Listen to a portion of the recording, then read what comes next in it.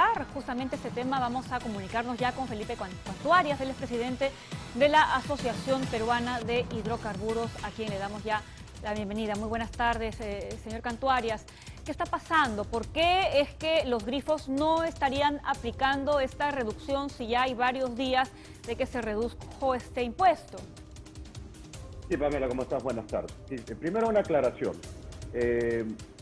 Solamente las gasolinas de 84 y 90 y los gasol de 84 y 90 son los que han recibido el beneficio de la exoneración del impuesto selectivo a los combustibles y también su incorporación al Fondo de Estabilización de Precios de Combustible.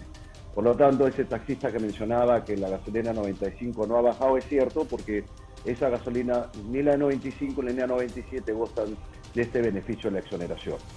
El segundo tema que quería mencionar es que el fin de semana Indecopi o Sinermin han hecho una supervisión de todas las estaciones de servicio. O sea, tenemos alrededor de 5.600 grifos a nivel nacional en nuestro país.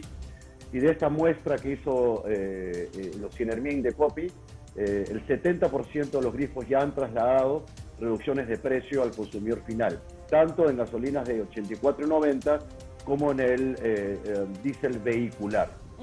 Y también algo en el GLP. Esa reducción que ya se ha visto, en el caso de Lima es casi el 90%, y es en promedio $1.47 por galón, y en provincias es un poco menor, es $1.05, $1.04. La razón de la diferencia entre los precios que mostró el gobierno y el precio al consumidor final es que los precios que mostró el gobierno era un precio de lista que no incluía el costo de transporte ni tampoco el margen de comercialización. Razón por la cual lo que estamos viendo, como nosotros ya habíamos anticipado, son reducciones más moderadas. Ahora, son dos cosas importantes que hay que mencionar, Pamela. Por un lado está esta reducción de precio de las gasolinas de 84, 90 y también del diésel vehicular, que es la principal fuente de energía del transporte público. A eso se suma que estos combustibles también están en el Fondo de Estabilización de Precios de Combustible, lo cual va a impedir que se generen nuevos incrementos de precio al consumidor. Este es un gran esfuerzo que está haciendo el gobierno y que hay que ponerlo también en su contexto, porque creo que algunas personas esperaban reducciones mayores, cosa que no iba a ocurrir porque, como ya se había anticipado por parte de todos los analistas, las reducciones esperadas eran entre $1.50 y $1.70 por galón, ¿no?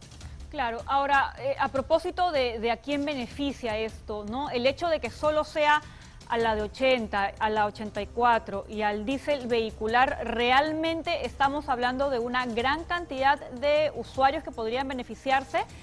Porque hay mucha gente que utiliza la gasolina de 95, por ejemplo, y para ellos no hay reducción. Sí, a ver, Pamela, el principal combustible que se utiliza para el transporte público es el diésel vehicular, que sí goza del beneficio. El 75% de los combustibles que se consumen en nuestro país es diésel, y específicamente el diésel vehicular, y este sí goza del beneficio de la exoneración del impuesto selectivo al consumo y además del Fondo de Estabilización de Precios de Combustible. Es decir, si me permite ahí, señor Cantuarias, los transportistas de transporte público se verían beneficiados con esta reducción. Así es. Y además de eso, el otro combustible o energía, para llamarlo de manera correcta, que utiliza el transporte público es el GLP vehicular, el GP a granel, que también se goza del beneficio tanto del Fondo de Estabilización de Precios de Combustible como la exoneración de impuestos selectivos. Y tal como ha confirmado Indecopi o Sinermin, había una reducción del 18.3% en el precio de esta energía, lo cual hace mucho más barato su acceso para el transporte público, principalmente para los taxistas. En tercer lugar, Pamela, el GNV, el gas natural vehicular, tiene un precio regulado. Y el precio del gas natural vehicular en el Perú es uno de los más bajos de Latinoamérica, si no el más bajo. Este no ha sufrido ningún cambio, sigue siendo el más barato. Lo que ocurre es que todavía nuestra matriz de transporte público no ha migrado a gas natural. Entonces, todavía por ese lado no había una migración importante, pero los tres principales combustibles de transporte público, diésel vehicular, el GLP vehicular y el GNV, sin duda han mostrado comportamientos positivos. Por otro lado, la principal energía de los hogares es el gas, el GLP, el balón de gas. El GLP también es parte de este esfuerzo del gobierno. Sin embargo, no hemos visto reducciones importantes en el GLP envasado, o sea, en los balones de 10 kilos, porque como ya habían anticipado las plantas envasadoras, ellos están terminando de vender el stock que tenían, que había sido adquirido a un precio mayor. Se espera que en estos días sí haya una reducción importante del precio del GLP que traslade este beneficio. Entonces lo vamos a ver. Otro tema importante, que también lo tiene que saber todos los televidentes de Canal 5, es que el gobierno también está haciendo un esfuerzo adicional en focalizar el subsidio directo al GLP envasado, o sea, el balón de 10 kilos. Y ha incrementado el bono gas, que es el bono de subsidio directo, de 20 a 25 soles. Esto llega a 800.000 familias más pobres de nuestro país, familias vulnerables, que pueden utilizar este vale de descuento para comprar GLP. Entonces, sí hay un esfuerzo importante en la reducción. Lo que hay que decir también, Pamela, es que hay que ser muy cautos cuando uno genera expectativas. Las reducciones van a ser moderadas, como habíamos anticipado, y se están produciendo en el mercado. Hay una supervisión de Indecopi y Ocinermin, y esperamos que en los próximos días las reducciones puedan ser mayores en el caso del GLP una vez que se comienza a trasladar el total del beneficio.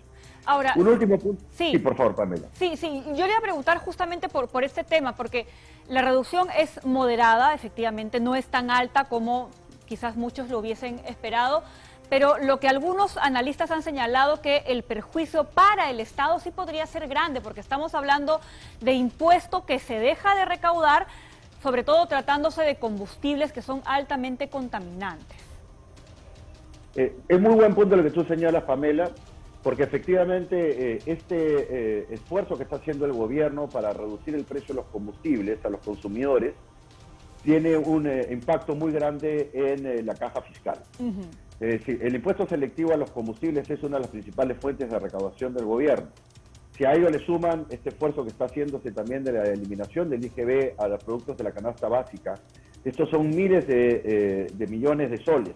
Se estima a 1.700, 1.800 millones de soles de la recaudación. En consecuencia, como se dice comúnmente, no hay lonche gratis.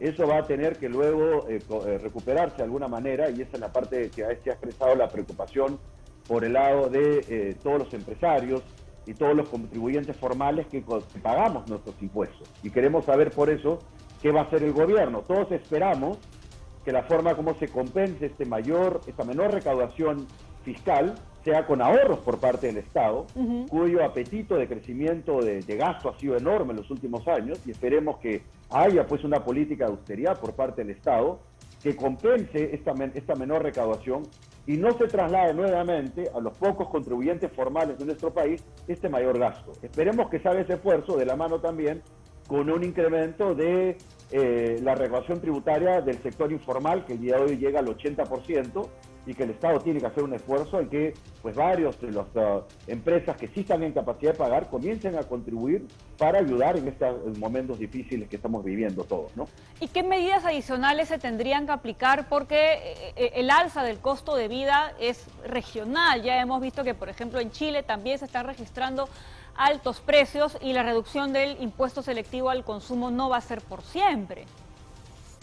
Sí, en realidad, Pamela, nosotros estamos pagando las consecuencias de las malas políticas de los gobiernos anteriores, que equivocadamente consideraron que era más barato importar combustibles.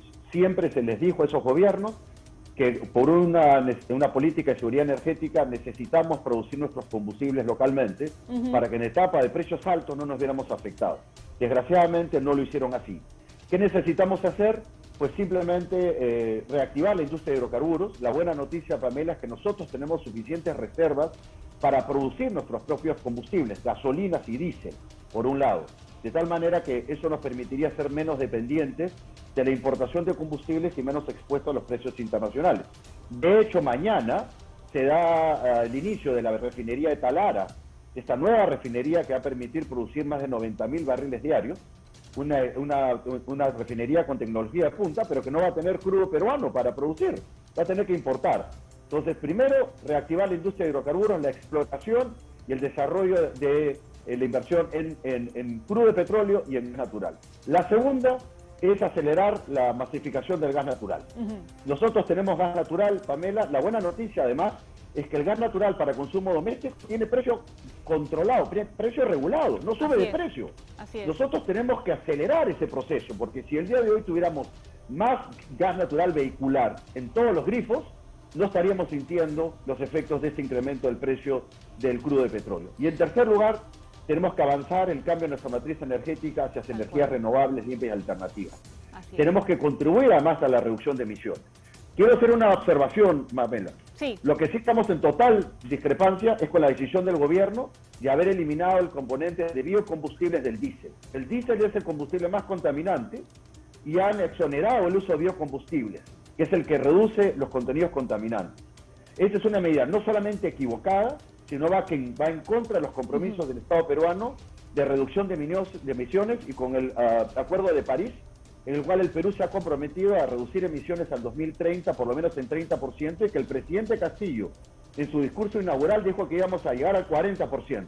No entendemos por qué, con una norma además de inferior nivel, que es una resolución ministerial, se ha dejado en suspenso una obligación de que todo el diésel tenga biocombustible.